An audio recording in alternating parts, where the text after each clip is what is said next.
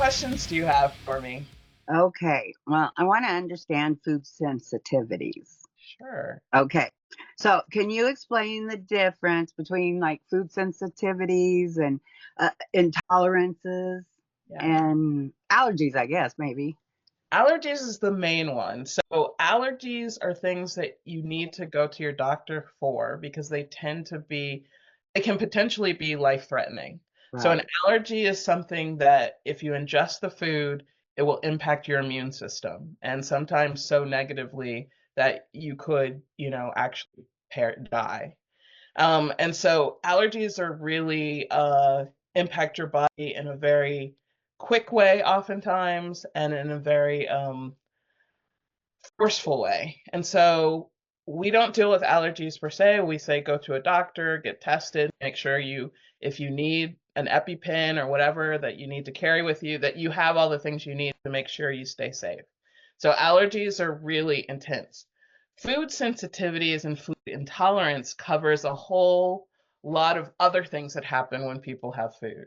So there are lots of reasons why people can struggle with symptoms associated with food sensitivities, like lactose intolerance generally means that you don't have an enzyme in your body that will help you digest lactose. So when you have the lactose in your body's like, we don't recognize it, we don't know what to do with it, and it attacks it.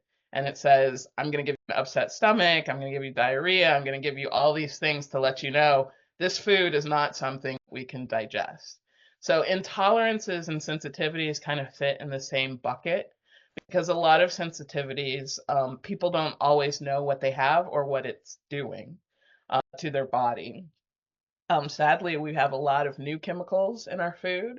We have a Mhm. lot of new ingredients in our food. We have genetically modified ingredients in our food. So there can be all these different things that are interacting in your body, and depending on your body, there could be one thing that your body's just like, we don't recognize this or we don't understand what this is, therefore we're going to have a reaction like a stomach ache or allergy type symptoms like nasal problems, congestion, or you're going to feel tired or you're going to feel like bloated. There are all these different symptoms that your body gives you to say, whatever you ingested, we can't treat it like everything else.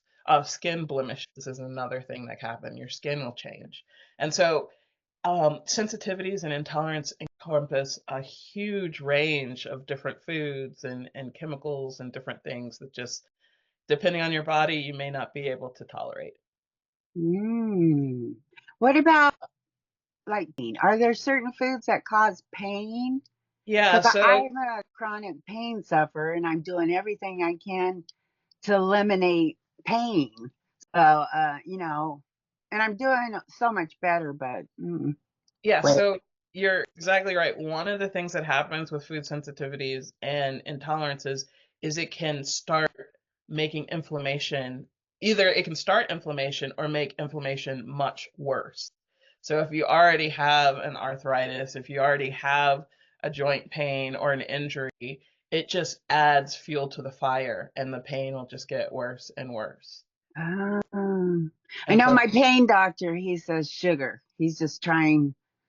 sugar is one of the main things. I mean, there are some people that argue sugar really should be in the category of like alcohol because it has that much of an impact on your body, especially if you have too much of it.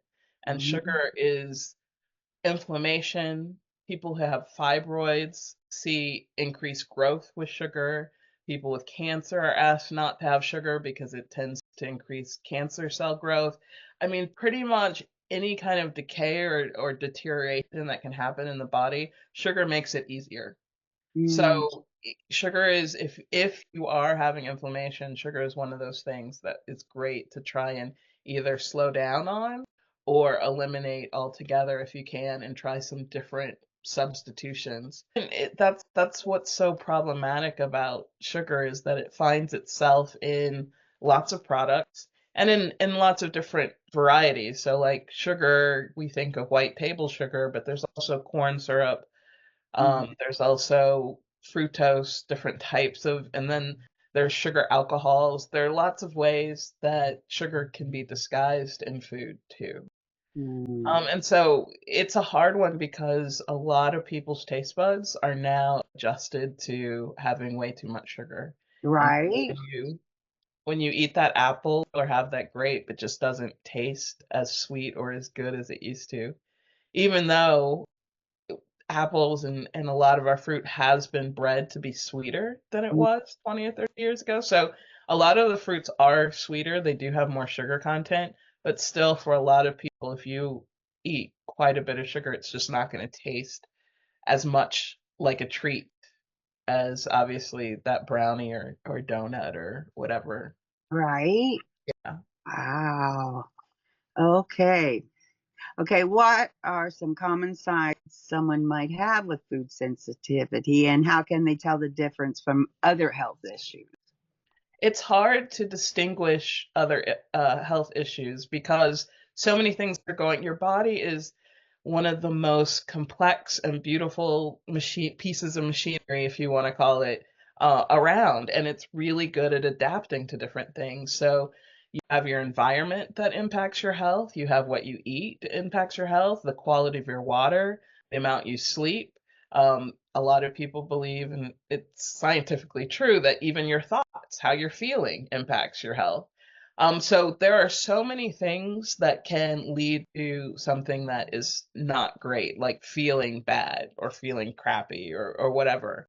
But food is a good place to start just because of the ingestion time, the digestive time. It gives you a way to set up an experiment, if you will, of seeing how you feel after you eat something. So a lot of what we do at Core Harmonic is help you track your food so that you are understanding that in the morning, if you're having that donut in the morning by 4 o'clock, you're just not feeling great. Now, there are lots of reasons why at 4 o'clock you may not be feeling great. Maybe you hate your job and that's why you're not feeling great.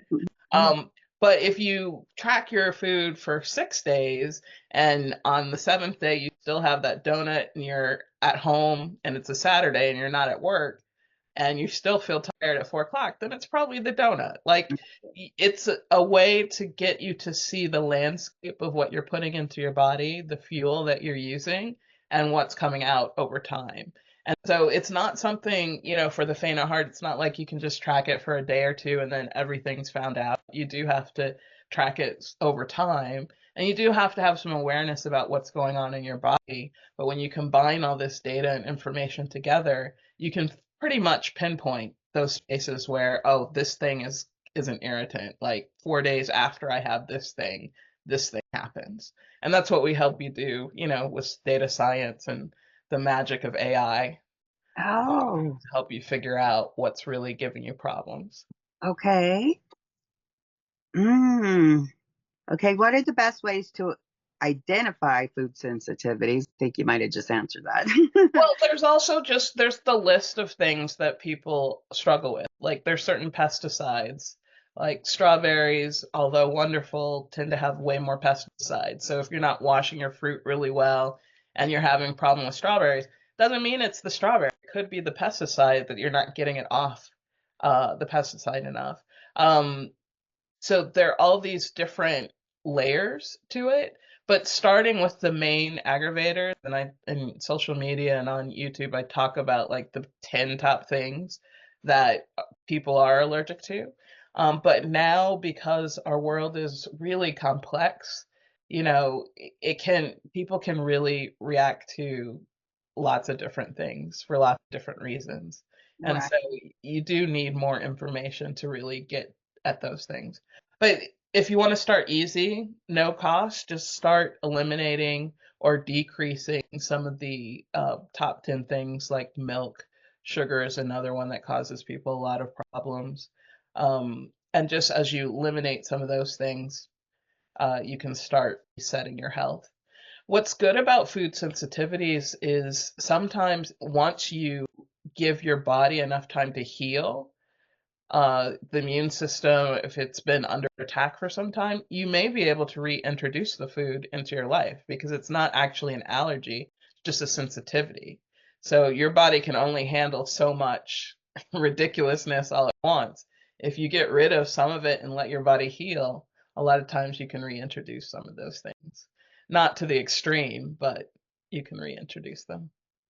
Now, I know you said that you had food sensitivities, and that's kind of why you got into studying this. Yes. So I was born with a food sensitivity. So when I was born, my mother was sick and she couldn't breastfeed me. So they had to find some kind of formula. And the original formulas they tried did not work. So I actually couldn't digest most of the food that they gave me. Eventually they found something. So back then it was in the 70s. So it's like soy milk and goat milk and cow milk, but there weren't a lot of different synthetic formulas back then. And so eventually I think they settled on soy, but I've had sensitivity problems, especially with milk, but consistently throughout my life because my digestion is just a little wonky. It's a little different. Um, but sadly, I still eat a lot of things that I am sensitive to. Like I love cheese and I am lactose intolerant. Plus, I probably have other insensitivities on top of that. So because of those reasons, especially as I get older, I'm realizing forcing my body to react to stuff that it doesn't align with is painful and actually kind of mean to my body. So I'm Mm. learning to say, well, maybe let's do things that my body likes. Let's Yeah, find ways to, and it's weird because I think in the States we eat a lot for comfort. We eat a lot because it feels good, because it tastes good. And so a lot of what I do is trying to figure out ways to help people feel and taste similar things without the consequences of eating the bad thing or the thing that really doesn't support their health. So we do a lot of substitutions. There are a lot of great dairy-free options, especially if you make them with whole foods. There hmm are a lot of ways to get those tastes and those textures that you're wanting from your potato chips or your cookies in things that are actually healthy for you. So it's really just kind of shifting your mindset and trying some new things. hmm I told my husband right before I go, "Look, I'm trying to think of questions to ask Alicia and stuff," and um, he was talking. He goes, "This has to be a real pain in the butt going out to restaurants." It can be. Yeah, he goes, "How would you know?" He goes, "That's gonna be hard going to visit people. They gotta figure out how to make stuff for you to eat." And I'm like, "Well, probably not. You probably just go and you eat what you can, I would think." There are a couple So, ways to deal with it, but it is difficult. You do have to learn the muscle to kind of ask for what you want or what you need. So in a restaurant situation, you either have to ask the ingredients that you think might be in there. And you can do this a couple different ways. Like I went to one of my favorite Mexican restaurants recently and I ordered shrimp tacos that usually doesn't come with any kind of cheese or anything like this. But I didn't order the sauce on the side, and the sauce had sour cream in it, right? So one of the ways that you can handle some of these situations is ask for sauce on the side. You have to get clear on what the restaurant menu actually has in it. And sadly, sometimes the people who work there don't even know what's in the food that they're offering. So you right, try to make sure you go to quality restaurants where people, back there are actually making the food and know what's in it. Um, right, but yeah, you have to learn to be a little more assertive or make sure you put things kind of in separate categories. So if it comes with sauce or something that you can't have, you can put it to the side. When coming to people's houses, it's really about, I find, taking care of your own needs. So I often bring my own food mhm, so that I never have to really worry or inconvenience anyone else. I often tell people ahead of time that I have food sensitivity, so it's not that I don't like your food, I don't enjoy your hospitality, but I don't want to, feel sick for the next 3 days. So please mhm, understand that it's not personal, but it's a way that I take care of myself. And generally, people are very understanding, um, right, especially if you're not forcing them to make something for you. And then there's like if you eat a little more simply, it's not hard to figure out what you can bring. to make it easier on the host. But Mm. those are all skills that you don't always start out with. And yeah, it can be annoying if you go to someone's house and like, I can't eat these 5 things, fix me something. That doesn't go over very. Right, right, right. My husband's always like, "Eat it. If you don't like it, just eat it." That's Mm. real. Um, Yeah. I think that's for a lot of people. My brother is, well, he used to be a chef, and so he takes a lot of pride in the food he prepares. And like, if you don't eat it, he feels like he kind of takes it personally. But it was important to tell him it's not personal. It's just like, if I eat that, I will not be able to digest it, and I will feel really bad. And I'm sure you don't want me to feel bad. It's not that the food isn't good, or I don't care that you took time to make it. It's just that, I just know my body. Have you identified any other foods that you're sensitive to besides just the lactose, the milk and dairy? Yeah, I struggle with digesting red meat, so I have to limit it. I'm Mm. not someone who can eat meat every day and feel at my best. Um, at Core Harmonic, we have a no food shaming policy, so I'm not saying it's good or bad or whatever. I just know for my body, my digestion is not extremely strong in that regard, and it takes me a while to digest it. So if I go a week eating steak every day, by the end of that week, I feel pretty lethargic and not great. And so for me, it's just really being careful about managing things over time. There are definitely things I eat that I probably shouldn't, but one thing I'm very careful about is not overloading it. So if I have a moment, I have the moment. And then after that moment, I know, oh, I ate that one thing. Don't eat any more cheese this week. Don't eat any more. Let your body have a break. Let it digest. Let it move through your system. Drink lots of water. Like there are a lot of things I add to my diet too, just to make it easier to deal with symptoms, Oh, okay. reduce inflammation and things like that. And then it's not a gigantic to do. It's an experience. It happened. I've taken some things and added some things to help me feel better, and then I go from there. I will drink a lot more water if I've eaten something that hasn't, And that's a big tried to help? flush it out. It helps, yeah. Okay. Water helps with a lot of things, especially like joint and inflammation. It just kind of helps lubricate everything in the body, especially if you don't generally drink a lot of water. Most people don't drink enough water as is. So adding additional water just helps them flush things out Mm. their system. All right. Well, I was going to ask if there's specific tests you can take, but they're for the So allergies, probably, there right? is a huge debate in the medical community about sensitivity tests, food sensitivity tests. Most people say that they're scams and are easily debunked. And the science behind them is not great. The science is kind of like, when you have a symptom, come in and we'll test to see what food you had, which is basically the same thing. If you just did a food diary, you could do the exact same thing without the test, and the test still doesn't tell you if it was that particular food or not. So they haven't developed the tests to really get at food sensitivities. Most of the instruction is to go to a nutritionist or do an elimination diet. And the way that kind of doctors kind of push you in that is that if it's not dealing with the immune system and they can't see it in the testing, they're kind of like, well, it doesn't really exist. Maybe it's in your mind because they can't, it's not a physical mechanism that they can assess. So then they tell you to go to a nutritionist and then you do some kind of elimination diet. There isn't a whole lot of great science around it. And so what I'm doing is trying to add more science to it. So I have a database of thousands of people who have eaten different foods and have certain conditions and things like that. And so I kind of match your data to their data to say, it's interesting, people who have pork under these circumstances also have knee pain. Maybe you're similar to this person. Maybe you should consider some of the things that they're doing.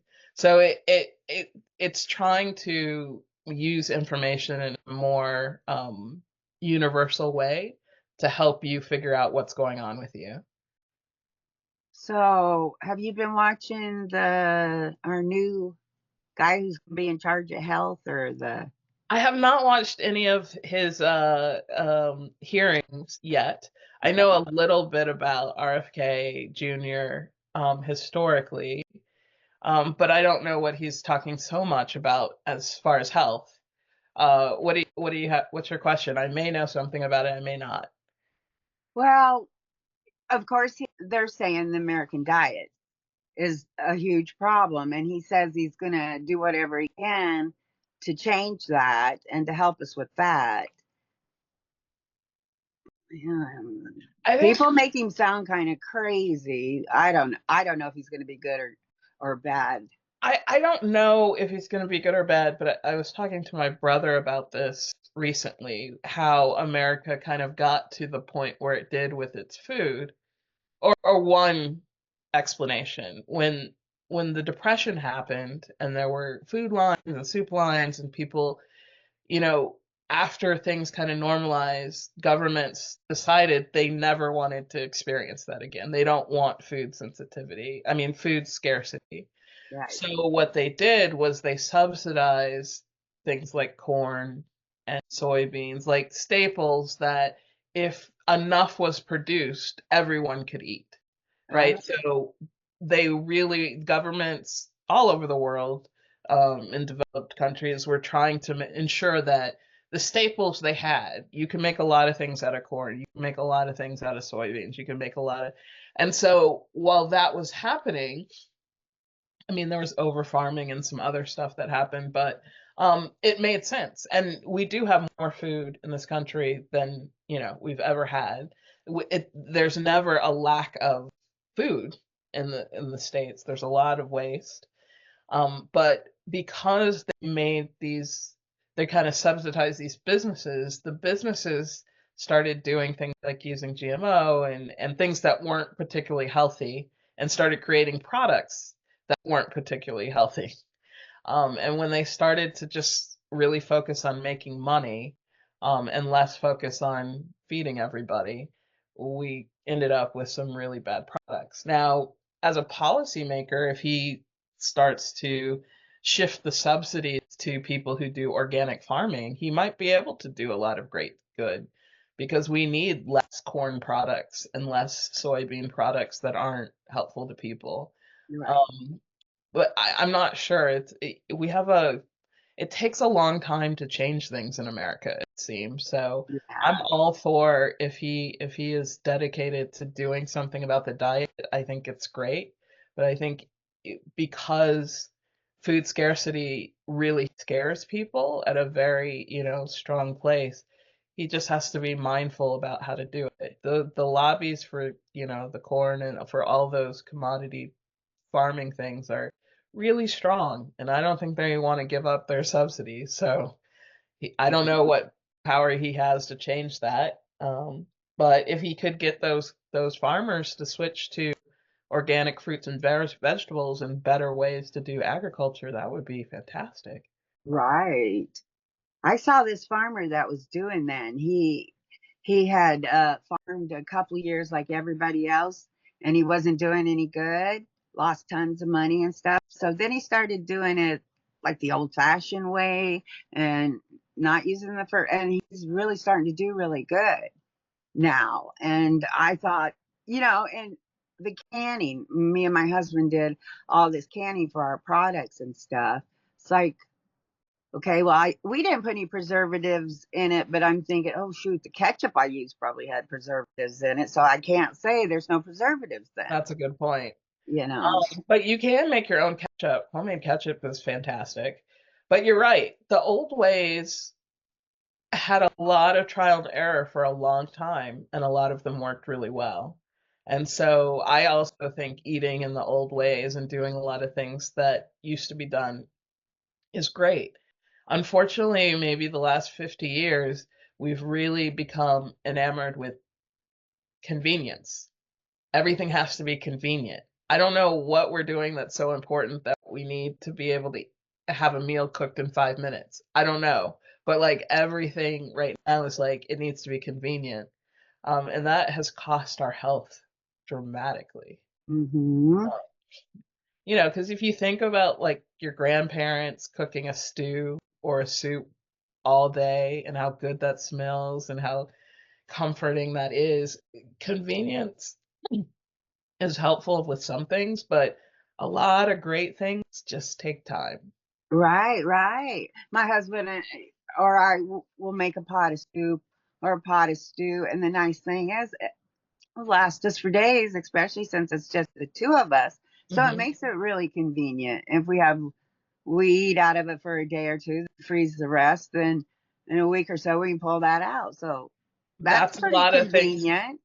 It can be, but people don't see that. Like generally now, people would rather, a lot of people are choosing to have frozen, entrees as Hmm. opposed to just taking the time making the stew and freezing it. They feel like that part is inconvenient, even though it's way healthier for you and way better for you. Right, And it feels better. So, we try to like push people in that direction of like, it's less about how you feel in that particular moment and more about how you feel in the long term. And some of right, those old recipes that take some time are good for you.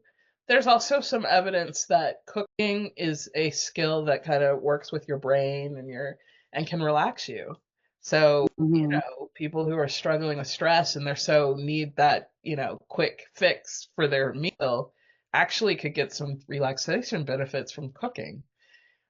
So there are just a lot of things that I'm not sure people know how much it impacts them to make those choices, but that's what we try to show people. I don't think they do. There's a lot of the ladies I've noticed.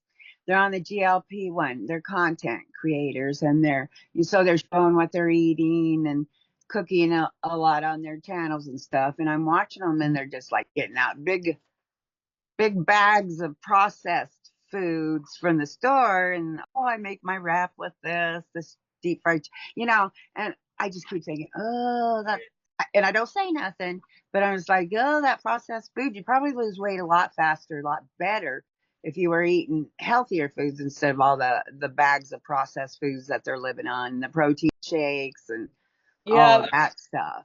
my concern about some of the medication is whether people are actually getting enough nutrition. So Right. I'm in the process of learning about herbalism and kind of learning about how all the body systems work. And so there are just a lot of vitamins and minerals your body really it's optimal for them to have, for your body to have to make things work. And if Hmm. you're not getting those nutrients, then it's coming out of your bones or it's coming out of your muscle. So you can lose a lot of weight very quickly, but also damage your bones while you're doing it or damage your muscles because you're not getting enough nutrients. So I really wonder how they're making sure that people are eating well and getting what they need when they're ingesting so few calories, or even though they're eating less, it's not still the right foods to keep their Right. brain going and keep their, heart feeling good.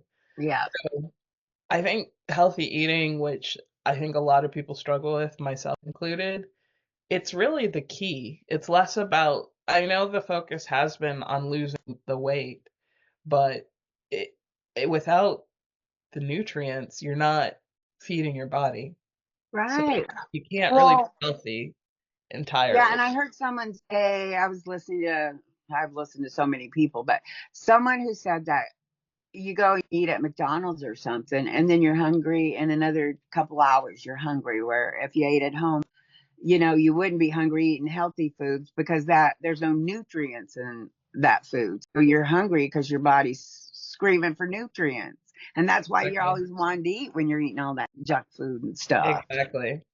And then like on McDonald's, they use a lot of salt and sugar to hide the taste of things. Mm. You're just getting a sugar bomb or a salt bomb. And like you said, you're not tasting anything that's really satisfying. It's familiar, but rarely is it super satisfying.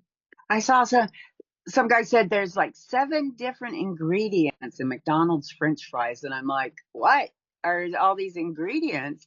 And then he said in this place it's 3 ingredients: the potatoes, oil, salt. but Exactly. McDonald's has 7 ingredients, so I'm just like, what the heck are they putting in there? Probably something that makes you come back.